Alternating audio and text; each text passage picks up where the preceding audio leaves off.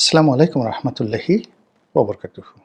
সম্মানিত দর্শক, বাংলাদেশের সাবেক প্রধানমন্ত্রী শেখ হাসিনার একটি অডিও ক্লিপ বেশ আলোচনা হচ্ছে।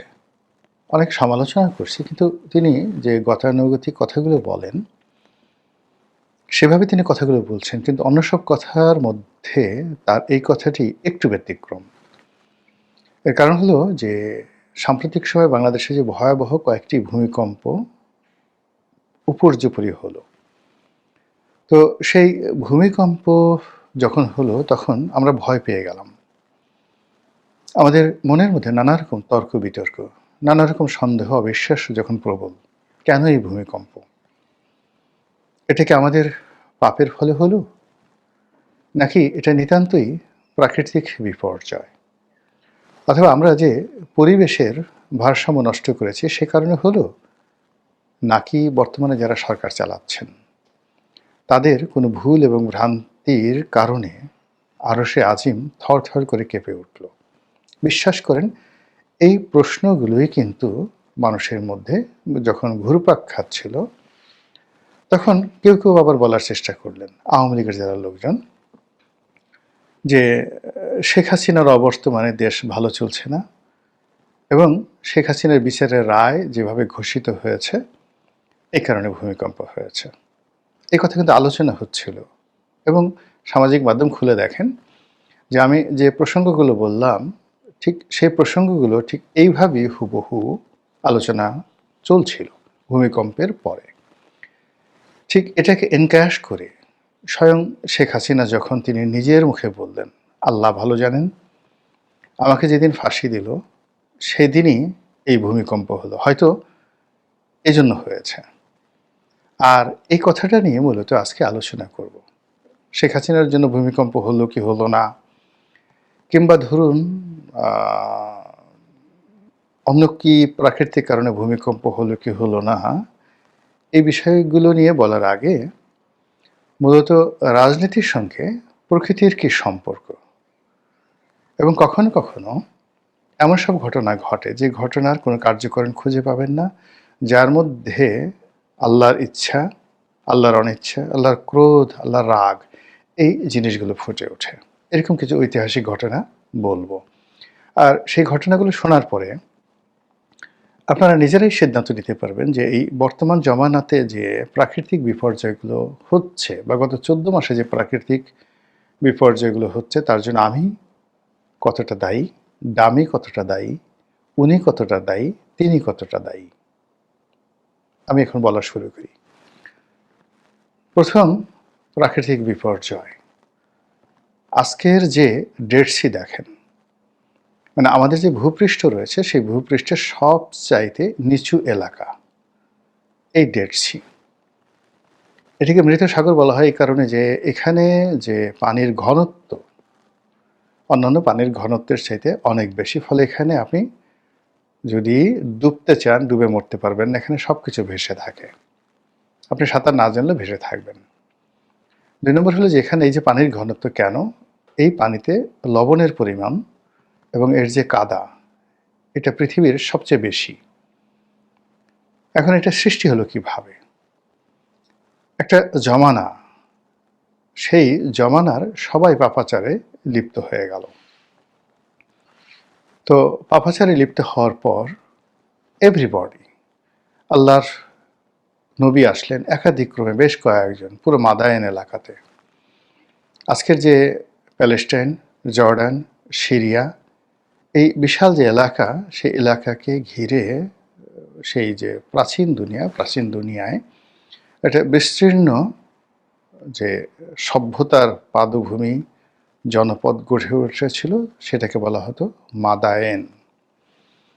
তো সেই মাদায়েনের লোকদেরকে সতর্ক করার জন্য আল্লাহ রাব্বুল আলামিন বিভিন্ন সময়টিতে অনেক ওলি আল্লাহ, গাউস কুতুব, পীর মাশায়েখ থেকে শুরু করে নবী এবং রাসূল পাঠিয়েছেন।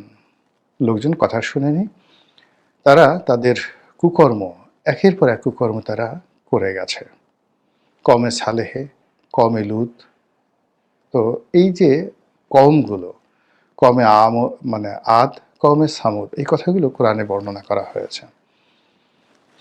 তো তো যে কওমটির প্রত্যেকটা লোক যখন অন্যায়ে নিমজ্জিত হয়ে গেল, কোনো কিছু যখন নিয়ন্ত্রণের ভেতরে আর থাকছে না, নবীর কথা শুনছে না, রাজার কথা শুনছে না, মানুষের চরিত্র, বিশেষ করে পুংমৈথন মানে সমকামিতা, এটা এমন একটা বিপর্যয়ের এবং নির্লজ্জতার মধ্যে পৌঁছে গেল, যেটা মানবজাতির ইতিহাসে আর কখনো অত নির্লজ্জভাবে এইরকম সমকামিতা আসেনি। আল্লাহ সিদ্ধান্ত নিলেন এই জমিনটাকে তিনি উল্টে দিবেন। জিব্রাইলকে পাঠালেন। জিব্রাইল তার পাখা দিয়ে সেই জমিনটাকে একটা বাড়ি দিয়ে পুরো জমিনটাকে উল্টে দিলেন। মানুষজন, ঘর বাড়ি, পাহাড় পর্বত যা কিছু ছিল, ওই ডেড সিরে পুরো এলাকাটা উল্টে গেল, দেবে গেল, সব কিছু নিচে পড়ে গেল, আর সেখানে একটা হ্রদ বা সাগর তৈরি হয়ে গেল এই মানুষের চরিত্রের কারণে। এই হলো প্রাকৃতিক বিপর্যয়। পৃথিবীতে যখন কোনো মহামানব আসে, আল বিদায় এবং আল নেহায়া গ্রন্থে আপনি এটি দেখতে পাবেন। মুহাম্মদ রাসূলুল্লাহ সাল্লাল্লাহু আলাইহি ওয়াসাল্লাম যেদিন জন্মগ্রহণ করলেন, সেই দিন দুটো ঘটনা ঘটল। ইবনে কাসিরের বর্ণনা মতে একটা ভূমিকম্প হলো। এবং সেই ভূমিকম্পে ওই মুহূর্তে পৃথিবীর সবচেয়ে সুপার পাওয়ার, দুটো সুপার পাওয়ার ছিল, Roman dynasty and Persian dynasty. তো পার্সিয়ান ডাইনেস্টির যে সুপার পাওয়ার, সেই সুপার পাওয়ার তখন সেটার সম্রাটের নাম ছিলেন নওশের ওয়া। তার যে প্রাসাদ, সে প্রাসাদের গম্বুজ ভেঙে গেল সেই ভূমিকম্পে। এবং মক্কা থেকে অনেক মানুষ, যারা ওই রাতে একটা অদ্ভুত আকাশে আলো দেখতে পেলেন, যে আলো সিরিয়ার রাজধানী দামেস্ক থেকে একেবারে পারস্য পর্যন্ত যে বিস্তীর্ণ আকাশ, সে আকাশের সীমারেখায় একটা আলোর সিম্ফনি যেটিকে বলা হয়, সেটি তৈরি হয়ে গেল। এরকম বহু ঘটনা। এরপরে আসুন যে তৈমুরলং যেদিন মারা গেলেন এবং যেদিন জন্ম নিলেন, সেই দিনেরও এরকম পৃথিবীতে অতি আশ্চর্য ঘটনা ঘটেছিল। যেদিন আলেকজান্ডার জন্ম নিলেন, সেদিনও সেই গ্রিসের এথেন্স নগরীতে এক অদ্ভুত পরিবেশ তৈরি হয়েছিল। বলা হয়ে থাকে আলেকজান্ডারের মা তিনি তার যে আত্মজীবনী বা তার যে বক্তব্য, সেখানে তিনি উল্লেখ করেছেন যে আমার এই সন্তানের যে গর্ভধারণ আমি করেছি, আলেকজান্ডারকে যে আমি গর্ভে নিয়েছি, এটি আমার স্বামীর সাথে নয়। এক রাতে আমি ঘুমানো ছিলাম, স্বপ্নে দেখলাম বিশাল এক অজগর আমার কাছে আসছে। আমি আতঙ্কিত হয়ে পড়লাম, কিন্তু কি করে যেন অজগরের সঙ্গে আমার শারীরিক সম্পর্ক হয়ে গেল, এবং এরপরে আমি টের পেলাম যে আমি প্রেগন্যান্ট হয়ে পড়েছি। এই হলো আলেকজান্ডারের মায়ের বক্তব্য, একেবারে সন্তান হওয়ার সঙ্গে সঙ্গে। তো এরকম পৃথিবীতে অনেক কিছু হয় যে ঘটনার জন্য প্রকৃতি দায়ী। প্রকৃতি এই ঘটনাগুলো ঘটিয়ে থাকেন, কখনো ভূমিকম্প, কখনো জলোচ্ছ্বাস, কখনো সুনামি, কখনো আরও অনেক কিছু।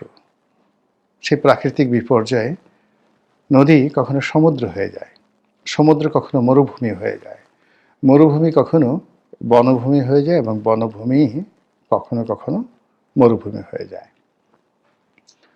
আজকের যে পৃথিবীর সবচেয়ে বড় সাহারা মরুভূমি, সেই সাহারা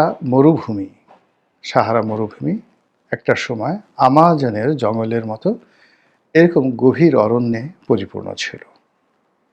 প্রাকৃতিক বিপর্যয়ে সেখানে আজ মরুভূমি তৈরি হয়ে গেছে। আমাদের যে ভারতবর্ষে বিখ্যাত একটি মরুভূমি রয়েছে, থর মরুভূমি, সেটিও একসময় গভীর জঙ্গল ছিল। আবার আমাদের যে সুন্দরবন, একটা সময় এটা সুন্দরবন ছিল না, এটা অসাধারণ একটি জনপদ ছিল, লোকালয় ছিল। তো এভাবে আসলে অনেক কিছু ঘটে এই পৃথিবীতে। যারা ধর্মবিশারদ এবং দার্শনিক, তারা এই বিষয়গুলোকে বর্ণনা করেছেন যে মানুষের ব্যক্তিগত চরিত্র, জনগণের চরিত্র এবং সেই রাজার জুলুম এবং অত্যাচার, এবং কখনো কখনো জুলুম এবং অত্যাচার মেনে নেয়ার কারণে, নির্বিচারে মেনে নেয়ার কারণে এই জমিনে বিপর্যয় হয়। কাজেই শেখ হাসিনার জমানাতে যে সকল অন্যায় হয়েছে, অবিচার হয়েছে, সেটার একটা দিক ছিল কি, স্বল্প পরিসরে হলেও প্রায় সব অপকর্মগুলো নিয়ে সমাজ মুখরিত ছিল, সবাই কথা বলেছে। আপনি চিন্তা করুন, 2009 সন থেকে একেবারে 25 সন পর্যন্ত দেখুন তো, এখন আমরা যে বিষয়গুলো নিয়ে আলোচনা করছি, আওয়ামী লীগের বিরুদ্ধে, শেখ হাসিনার বিরুদ্ধে, তার একটা বিষয়ে ওনার শাসন আমলে গোপন ছিল কিনা? ছিল না। আমরা সবাই আলোচনা করেছি, সমালোচনা করেছি, প্রতিবাদ করেছি। এই প্রতিবাদ করতে গিয়ে অনেকে জেলে গেছেন, স্বাভাবিক নিয়মে। সব জায়গাতেই প্রতিবাদকারী তো জেলেই যাবে, তাদের আর তো রাজপ্রাসাদে যাবে না। অনেককে দুনিয়া থেকে সরিয়ে দেওয়া হয়েছে, গুম হয়েছে, আয়নাগর হয়েছে, কিন্তু প্রতিবাদটা চালু ছিল। এবং it's a beauty of democracy. কিন্তু দেখা গেল যে একটা মুনাফিকের সরকার যখন এসে যায়, খুব হাসাহাসি, জাস্ট অনেকটা হীরক রাজার দেশের মতো গান গাবেন, কথা বলবেন, কিন্তু গান গাওয়ার পরই আপনার কল্লা ফেলে দেওয়া হবে। আপনার বাক স্বাধীনতার কথা বলা হবে এবং আপনি ইদি আমিন, উগান্ডার ইদি আমিনের মতো বলবেন যে স্বাধীনতার কথা বলার যে কোনো স্বাধীনতা আছে, দ্যাট আই গ্যারান্টি। কিন্তু স্বাধীনভাবে আপনি কথা বলার পর আপনার স্বাধীনতাটুকু থাকবে কিনা, এটা আমি গ্যারান্টি দিতে পারবো না। কি অসাধারণ বিবিসিতে সেই বক্তব্য, অসাধারণ সেই বক্তব্য। তো এখন সেই রকম যখন কোনো একটা জনপদে এরকম একটা মুনাফিকির সরকার চলতে থাকে, যারা মানুষকে স্বপ্ন দেখায়, বিভ্রান্ত করে এবং মানুষদেরকে মুক্তির কথা বলে ডেকে আনে, ঘর থেকে এনে তারপর তাদেরকে বন্দি করে এবং হত্যা করে। আমরা যে আনলাকি 13 বলি, সেই আনলাকি 13-এর দিনে, আনলাকি 13 না, আমরা যেটা যে এপ্রিল ফুল বলি, সেই এপ্রিল ফুলটি মূলত ঘটেছিল স্পেনে। সেখানে 800 বছরের মুসলমান শাসক এবং তাদের সমস্ত সম্প্রদায় যখন রাজা ফার্ডিনান্ড এবং রানী ইসাবেলা এদের কাছে পরাজিত হতে থাকলো, এবং সর্বশেষ যে নগরটি, অনেকগুলো নগর ছিল, কর্ডোভা, সেভিল, এরকম একটা নগরী, একেবারে সর্বশেষ নগরী, সেখানে যারা যোদ্ধা তারা পালিয়েছিলেন। মসজিদে আজান দেওয়া হলো এবং একজন আলেমকে ধরে এনে অস্ত্রের মুখে তাকে দিয়ে আজান দেওয়া হলো। পলাতক যারা সৈন্য তারা মনে করলেন যে হয়তো কোনো মুসলিম বাহিনী এসেছিল। এর কারণ হলো ওই সময়টাতে মরক্কোর শাসক ছিলেন ইউসুফ বিন তাশকিন, অত্যন্ত শক্তিশালী বাদশাহ, এবং একবার তিনি এসে স্পেনে এসে, মরক্কো থেকে স্পেনে এসে তিনি মুসলমান শাসকদেরকে রক্ষা করেছিলেন। তো ওই সময়টাতে সবাই মনে করেছিল হয়তো সেই ইউসুফ বিন তাশকিন আবার এসেছে বা নতুন কোনো বাহিনী আরব থেকে এসেছে। ফলে সবাই যখন বের হয়ে এলো, আর অমনি খ্রিস্টান বাহিনী তাদেরকে ধরল এবং সবাইকে নির্বিচারে বেকুব বানিয়ে হত্যা করল। এই হলো আধুনিক স্পেনে মুসলিম শাসক থেকে খ্রিস্টান রাজাদের যে শাসন, সেটাতে রূপান্তরিত হওয়ার প্রাথমিক ইতিহাস। ভারতবর্ষে যদি আপনি আসেন, অসংখ্য ঘটনা আপনি দেখবেন। দিল্লিতে পরপর 2 বার মারাত্মক ভূমিকম্প হয়েছে এবং এই দুটো ভূমিকম্পে কুতুব মিনার ধ্বংস হয়ে গেছে। একবার হলো এবং সেটা পুনর্নির্মাণ করলেন কুতুবউদ্দিন আইবেক, না, ইলতুৎমিশ। এর কারণ হলো এটা তৈরি করেছিলেন কুতুবউদ্দিন আইবেক তার যে পীর কুতুবউদ্দিন বখতিয়ার কাকির সম্মানে। তো সেটা একটা ভূমিকম্প হলো এবং এটার সঙ্গেও রাজনীতি জড়িত। এরপরে দ্বিতীয় দফা আবার ভূমিকম্প হলো সুলতান মোহাম্মদ বিন তুগলকের জামানাতে, এবং তিনি সেটা আবার পুনর্নির্মাণ করলেন। আবার তৃতীয়বার ব্রিটিশ জামানাতে এটা আবার ভূমিকম্প হয়ে উপরের যে অংশটি সেটা ভেঙে গেল, আবার সেটি ইংরেজরা পুনর্নির্মাণ করলো। এই যে কুতুব মিনারকে কেন্দ্র করে তিনটি যে ভূমিকম্প, এই তিনটি ভূমিকম্পের সঙ্গে আপনি ডেট তারিখ অনুযায়ী ভিডিও বড় হয়ে যাবে, এই জন্য আমি বললাম না। কিন্তু সেই দিন যেদিন ভূমিকম্প হয়েছিল সেই দিনের রাজনৈতিক ঘটনা, প্রেক্ষাপট এবং পরিস্থিতি, যেটি ওই ভূমিকম্পটা অনিবার্য ছিল। বাংলাদেশে যে ভূমিকম্পগুলো হয়েছে এবং আগামীতে যে ভূমিকম্পর ঝুঁকি সমূহ রয়েছে, তার সঙ্গে আমাদের চেহারা, চরিত্র, আচার আচরণ, চিন্তা চেতনা, কর্ম, আমাদের শাসকদের চিন্তা চেতনা, কর্ম, আমাদের অন্যান্য যারা এই সমাজকে স্ট্যাবল রাখেন, তাদের চিন্তা এবং চেতনা কতটা দায়ী, এটা আপনারা ভাবুন, অথবা আপনারা নিজেরাই ভাবুন যে এটা নেহায়েত একেবারে প্রাকৃতিক কর্মে হয়েছে। মহান আল্লাহ আমাদের সবাইকে হেদায়েত দান করুন এবং হেফাজত করুন। আসসালামু আলাইকুম ওয়া রাহমাতুল্লাহি ওয়া বারাকাতুহু।